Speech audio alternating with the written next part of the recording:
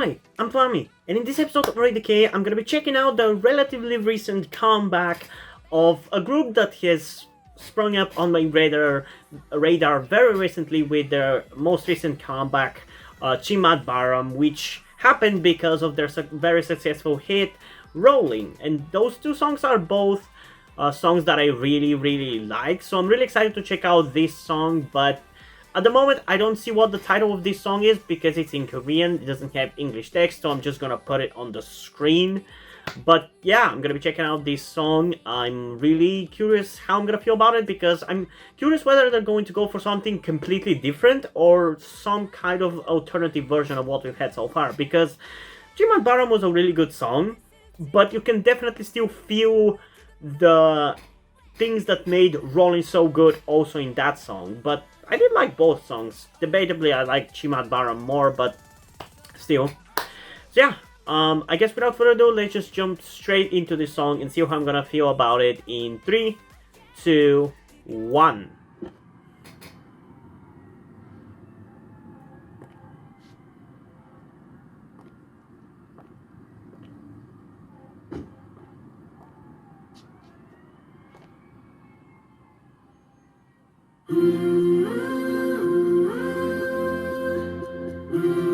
I like it already. It definitely seems like it's starting off at least different. But we'll see whether that's gonna stay the case.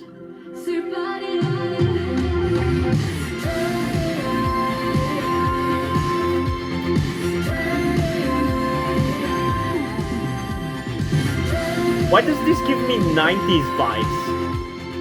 I think it's because of that chorus bit that they're using.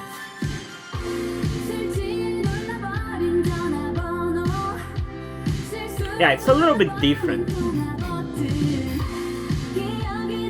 If I had to compare it to Chimad Baram, it feels like a night version of that song, which was more of like a day version. Because this one feels like more something you would listen to in the evening after listening to Chimad Baram, if you get what I mean.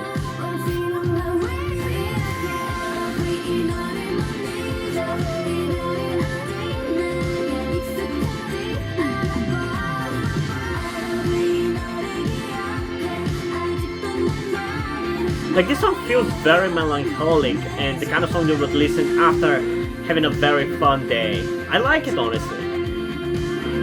I actually really like it. At the moment, I don't think it has quite the replayability of Chimad Baram, but I think I'm gonna like it more because it feels like it has more layers and depth to it. Like, it feels more emotional, and I always love more emotional songs more. Or at least feel like they're higher quality.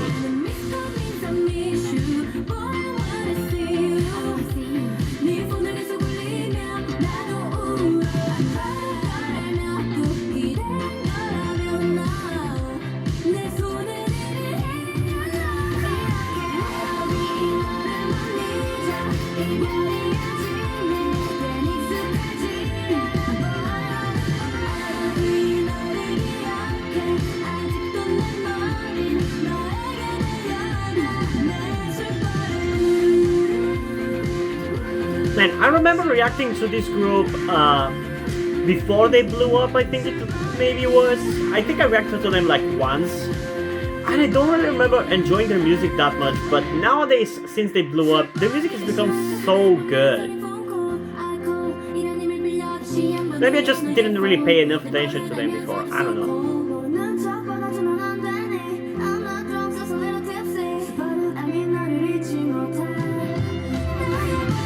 And it's already been like 3 minutes and it's still going. That's a long song, especially after listening to Somi's Dum Dum.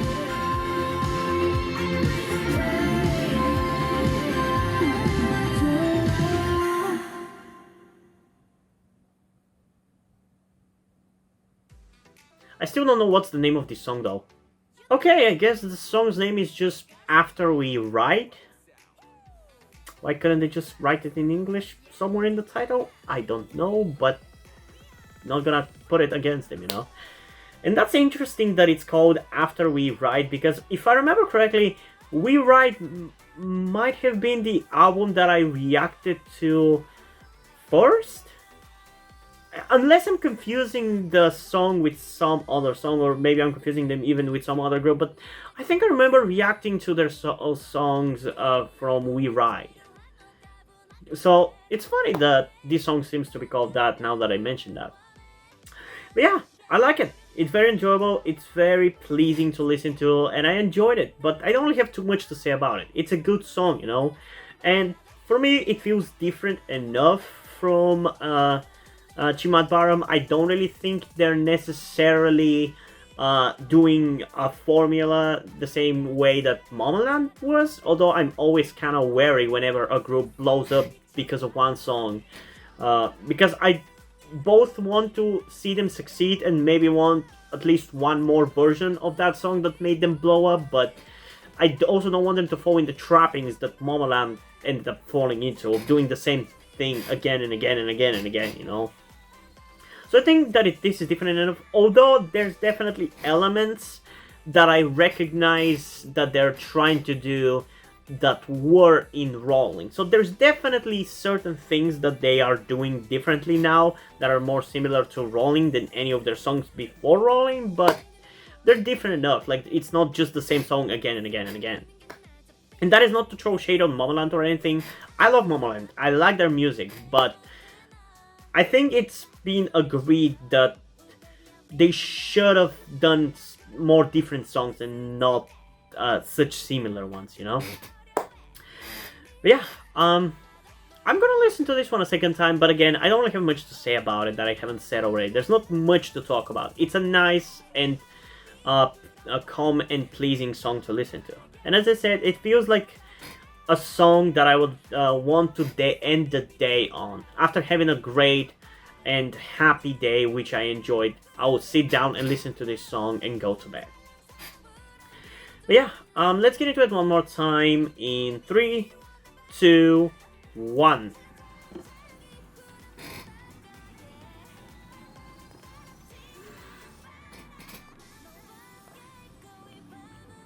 I didn't talk about the outfits during the first reaction, but I really like a lot of the outfits in this music video. Man, I really like the vibe of this song.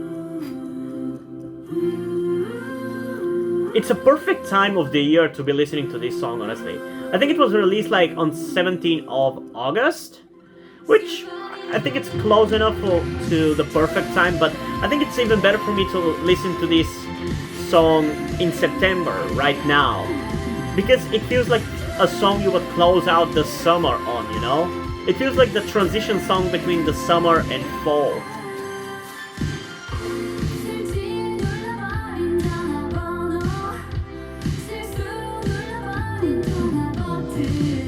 And that pink outfit is really good.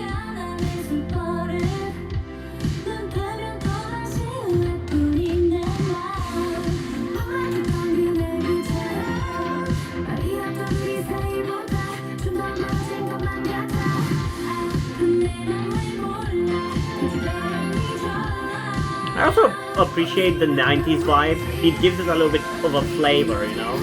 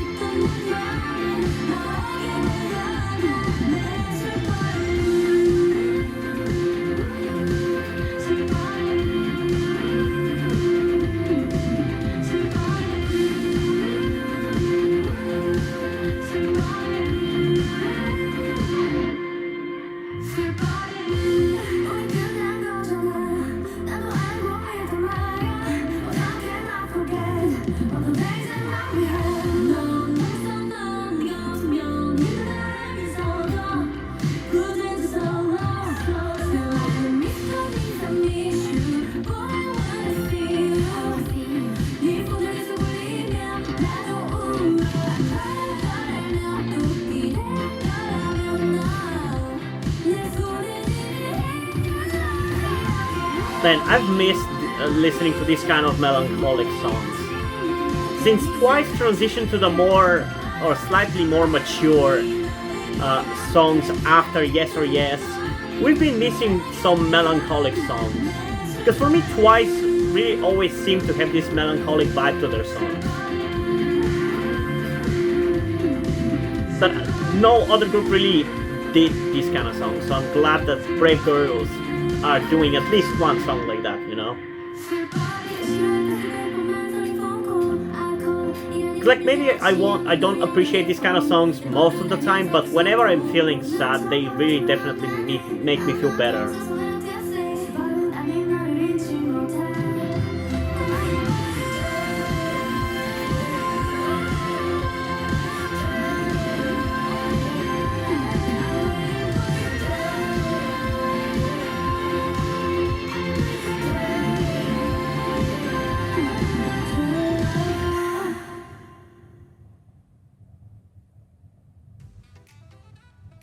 Okay, yeah, that was pretty great. Not really any new thoughts about this song. I just don't really have anything else to say. I liked it. I'll definitely be listening to this, but it's definitely not a very energetic and happy kind of song. It's very different, so I'm probably not gonna replay this one as much as I did for Chimad Baram, but I like both of them. As I said, to me, these two songs are essentially the two sides of the same coin. One is more about the day and having fun, while this one is more about the after party, the feelings you have in the evening after a great day. And I like that about it. I like both songs really a lot. So in terms of rating, I'm also going to give it a 10 out of 10. There was no part of the song where I felt like it was not so great or where I feel like it didn't work in what it was trying to do. So yeah, I think it genuinely deserves the 10 out of 10. I really, really enjoyed it. What did you guys think about this song? Comment down below. I love to have a discussion with you about it.